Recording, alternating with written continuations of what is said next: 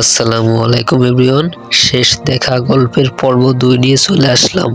সময় কেটে গেছে 2 বছর। হৃদয় এখন ঢাকায় থাকে, একটা ছোট অফিসে চাকরি করে।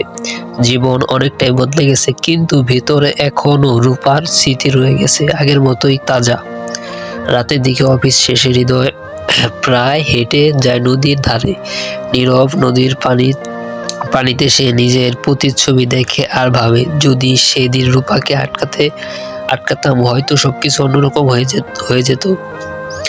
একদিন বিকেলে হৃদয় অফিস থেকে ফিরছিল, হঠাৎ এক কফি শপের সামনে থেমে গেল। কাচের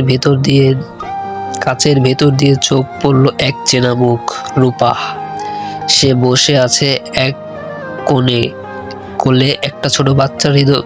হৃদয়ের বুকের ভেতর কেমন যেন স্যাঁত করে উঠল। বাচ্চাটা হাসলো, রূপার চোখে শান্তির আলো। হৃদয় বুঝে গেল রূপা এখন অন্য কারো সুখে আছে। তবুও সাহস করে কফি শপে ঢুকে পড়লো সে। রূপা তাকালো, একটু অবাক, কিন্তু মুখে একটা মিষ্টি হাসি। রূপা বলল, হৃদয় তুমি এখন এখানে?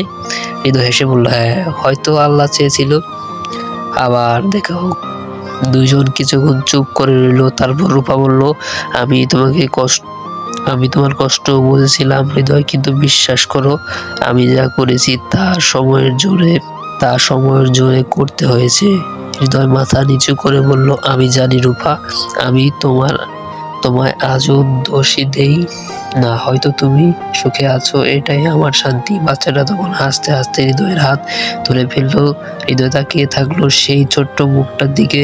মনে হলো রূপার একটা টুকরো এখনো বেঁচে আছে এই পৃথিবীতে। বের হওয়ার সময় রূপা বলল, ভালো থেকো হৃদয়, জীবনে এখনো তোমার সামনে অনেক পথ রেখেছে। হৃদয় শুধু বলল, তুমি ভালো থেকো রূপা, তোমার ভুলতে পারিনি, কিন্তু এখনো আর ব্যথা লাগে না। বাইরে এসে সে তাকিয়ে রইল আকাশের দিকে। সূর্য ডুবে যাচ্ছিল ধীরে ধীরে।